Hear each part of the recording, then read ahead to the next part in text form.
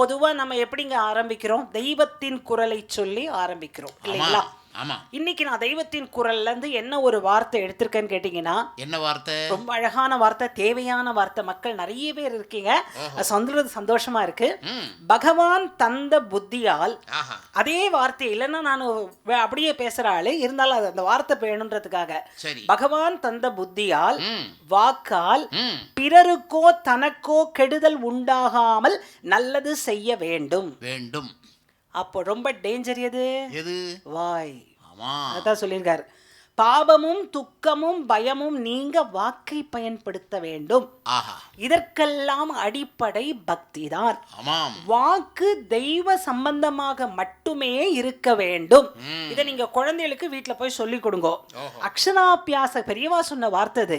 அக்ஷராபியாச காலத்துல விரல தொட்டு நீங்க நமோ நாராயணாய அப்படின்னு எழுதுறீங்களே, விரல தொட்டு எழுதுறவங்க குரல்ல வர வார்த்தைகளை விட்டுறீங்களே, அதை நீங்க கவனமா பண்ணிட்டு ஒண்ணு சொல்றாருங்க. அவரு அமைதியே கோபமா இருக்கு பாருங்க. நம்மளுடைய கோபம் எல்லாம் எப்படி இருக்கும் தெரியல.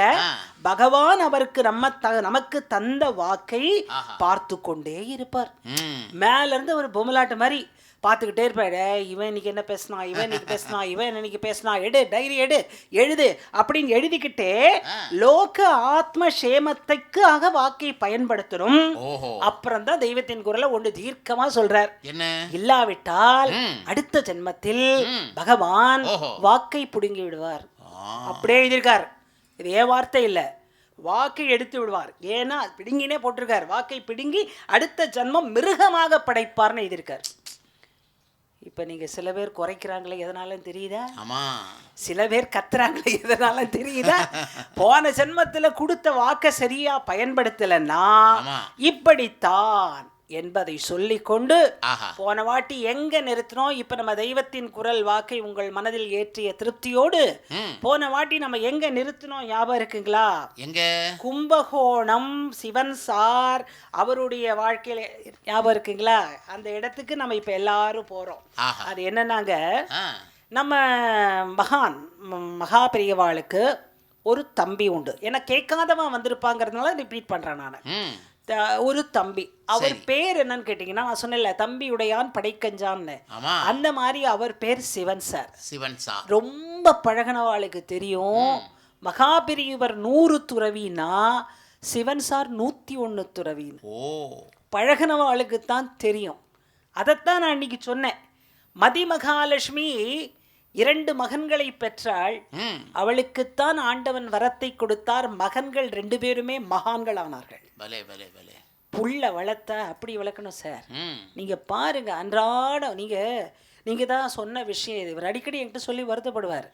இந்த கால 18 இயர்ஸ் குழந்தைகள்கிட்ட போய் 18, 20, 22 இதுக்கு மேல நம்ம போய் கேட்க வேண்டாம். ஏன்னா ஓரளவுக்கு பக்குவம் அடியெல்லாம் வந்துடும். 25, 30 வந்துடும். அவங்கள்ட்ட போய் நீங்க கேட்டீங்கன்னா உனக்கு யார் சார் ரொம்ப பிடிக்கும் அப்படின்னு கேட்டீங்கன்னா என்ன சொல்லுவாங்க? நீங்க நினைச்சு பாருங்க. இன்னைக்குள்ள சூப்பர் ஆக்டர் அவங்களத்தான் சொல்லுவாங்க இல்லையா?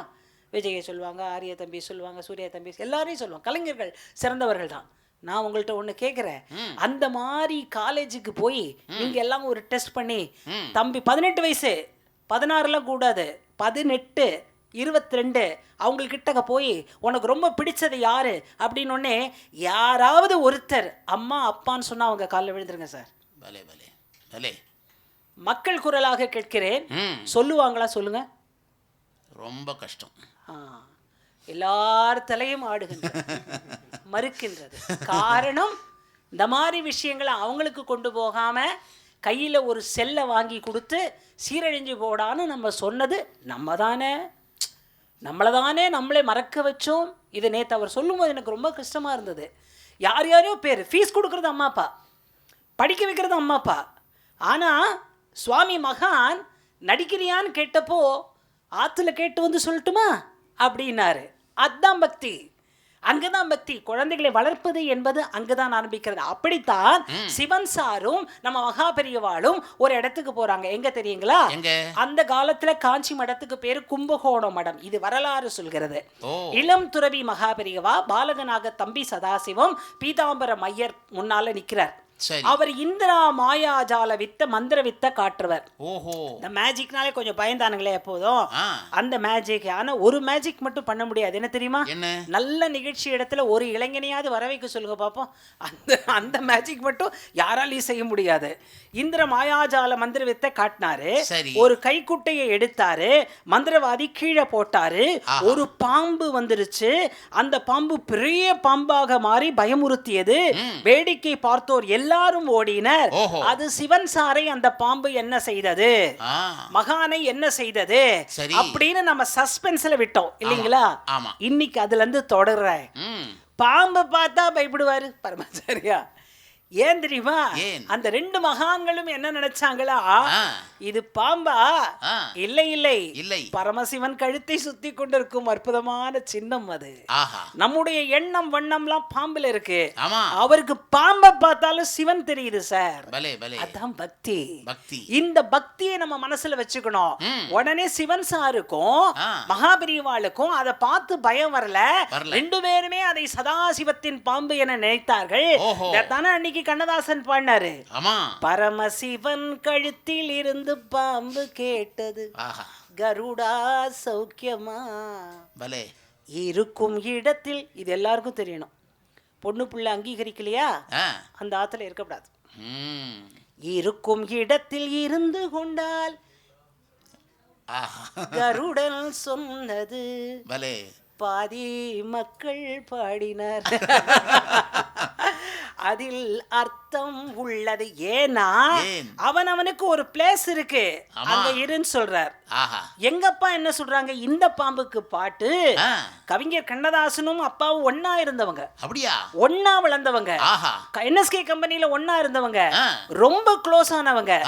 நல்ல விஷயத்துல மட்டும் அதுவும் சொல்லணும் இல்ல, இப்படி கண்ணதாசன் சொன்னாலே ரசிப்பார். அது கலைஞர்களுக்கு புரியும். கண்ணதாசன் சொன்னாலே அண்ணே அண்ணே சைவமாவே வாழ்ந்துறதுன்னு முடிவு பண்ணிட்டீங்களா? இது கண்ணதாசன் கேட்ட கேள்வி. கொஞ்சம் அப்படி சொன்னவர். ஆனா ரெண்டு பேரும் ஒன்னா 3 வருஷம் ஒரே வீட்டுல இருந்தவங்க. அவர் எழுதின பாட்டு அது. எங்க அப்பா எழுதின பாட்டு மகாபெரிவா கையை வசத்தி அனுபவிச்ச பாட்டு, ஆசீர்வதிச்ச பாட்டு. இந்த பாட்டை நீங்க கேட்காம இருக்கலாமா? அதனால் பாடுகின்றேன். இந்த பாட்டு இது ஒரு கருத்து வேற சொல்றாங்க அப்பா இதுக்குள்ள. நாமம் தன்னை கொண்டிருக்கும் நல்ல பாம்பே, சிவநாதர் தலை வந்ததென்ன சொல்லு பாம்பே. நாமம் தன்னை கொண்டிருக்கும் நல்ல பாம்பே, சிவநாதர் தலை வந்ததென்ன சொல்லு பாம்பே. நாமம் தன்னை கொண்டிருக்கும் நல்ல பாம்பே, சிவநாதர் தலை வந்ததென்ன சொல்லு பாம்பே. சுவாமி அவன் தேகத்திலே என்ன உறவோ, சுவாமி அவன் தேகத்திலே என்ன உறவோ, சிவகாமியவளும் காண தனி உறவோ, சிவகாமியவளும் காண தனி உறவோ. ஆடு பாம்பே விளையாடு பாம்பே, ஆடு பாம்பே விளையாடு பாம்பே. பாம்பே நாமம் தன்னை போட்டிருக்கிறாய், நாமம் தன்னை போட்டிருக்கிறாய். ஆனால் நீ நாமம் தன்னை போட்டா அவர் கழுத்துல சுத்தி இருக்கணும், திருமால் கழுத்துல சுத்தி இருக்கணும். ஆனா நீ யார் கழுத்தை சுத்துகிறாய்? பரமசிவன் கழுத்தை இல்லவா சுத்தி இருக்கிறாய். என்ன சொல்கிறாய் தெரியுமா? அப்பா பூலோகத்துல என்னால இதுக்கும் சண்டை வரும்பா.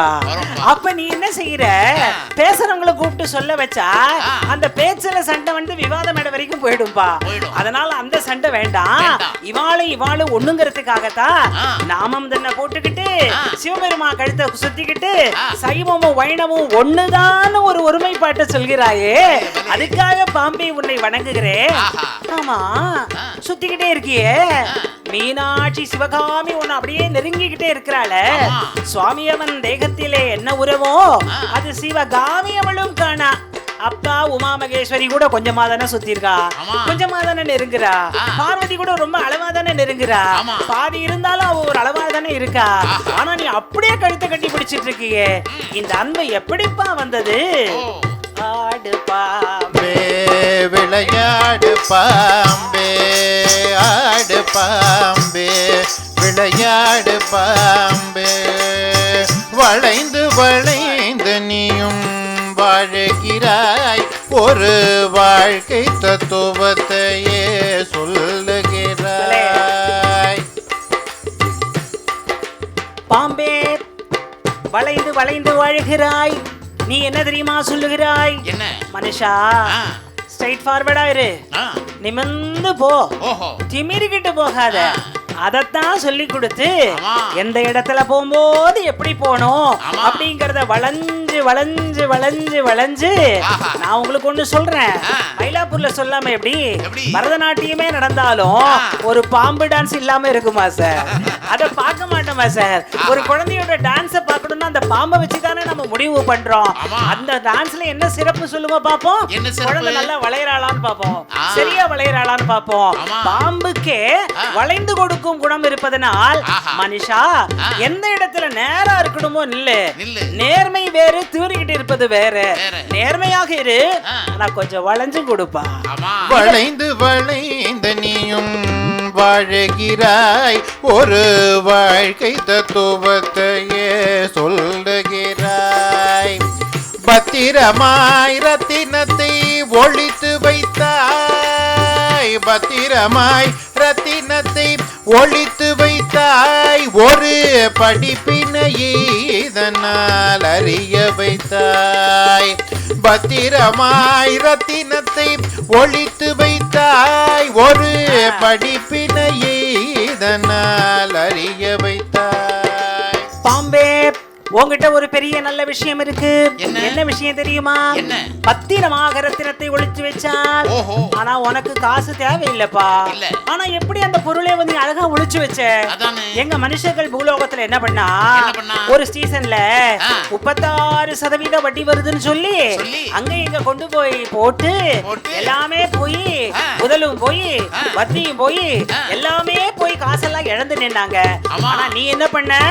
பத்திரமாய் ரத்தினத்தை ஒளித்து வைத்து மனுஷா உனக்கு கிடைக்கிற பொருளை நீ பத்திரமா பாதுகாத்துக்கோ அப்படின்ற ஒரு அறிவை கொடுக்கறதுக்காகத்தான் அந்த நாகரத்னத்தை பத்திரமா நீ கொட்ட, அதை எடுத்து ஒரு மன்னன் அங்க கொண்டு போய் கொடுக்க, கன்னியாகுமரிக்கு மூக்குத்தியா வந்து கீழே கிடந்த பொருள் அம்மனுடைய அருளாச்சே. அதான் சார் பாம்பு. உலகத்துல பாம்புக்கு இருக்கிற அறிவு பொருளுக்கு மட்டும், அருளுக்கு மட்டுமல்ல, பொருளுக்கும் ஒரு அறிவு இருக்கிறதே.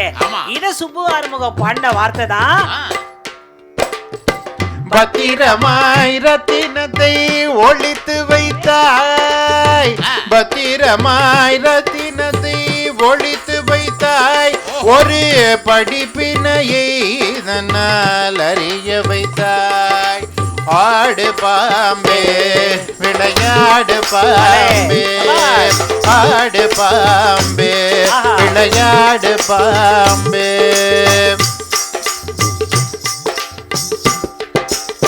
நன்றி கொன்ற மாடுமனை நீ எதிர்த்து உந்தன் நஞ்சு தன்னை அவர்களுக்கே பயன்படுத்து. நன்றி கொன்ற மானுடனை நீ எதிர்த்து உந்தன் நஞ்சு தன்னை அவர்களுக்கே பயன்படுத்து. பாம்பே உனக்கு ஏன் தெரியுமா கடவுள் விஷத்தை கொடுத்திருக்கார்? ஏன் சொல்லுங்க பாப்போம். தெரியல. விஷயமாத விஷத்தை கொடுத்திருக்கார். அதுல ஒரு முக்கியமான விஷயம் இருக்கு. என்னது? உலகத்திலே, இந்த உலகத்திலே கொடிய பாவம் எது தெரியுமா ஐயா? எது? நன்றி மறக்கிறது சார். ஆமா. வாழ்க்கையில நன்றி மறக்கிற மாதிரி கொடுமை வேற எதுவுமே கிடையாது. அதனால தான் வள்ளுவர் சொன்னார், நன்றி மறப்பது நன்றன்று, நன்றல்லது அன்றே மறப்பது நன்றினார். சரி. வேலை வாங்கி கொடுப்போம் மறந்துடுவான், சான்ஸ் வாங்கி கொடுப்போம் மறந்துடுவான், மறந்துடுவான். அண்ணா ஒரு கலைஞராக உருவாக்கி கொடுப்பார், அவரை மறந்துடுவான். வாழ்க்கையில ஒரு மேடையை கொடுப்போம், மறந்துடுவான். திருமணம் செய்து வைப்போம், மறந்துடுவான். வேலை வாங்கி கொடுப்போம், மறந்துடுவான். மறக்கிறது மட்டுமல்ல, இந்த ஆள் இந்த திருவழியா வந்தா இந்த ஆள் திரும்பி போயிடுவான் சார், மறந்துடுவானே. அதனால நன்றி மறக்காம இருக்கணுங்கிறதுக்காகத்தான் பாம்பே உன் விஷத்தை கொடிய பாவமாகிய இந்த பூலோகத்துல நன்றி மறக்கிறவன் யார் யாரோ அவனுக்கு உன் விஷயத்தை பயன்படுத்து, உன் விஷயத்தை பயன்படுத்து.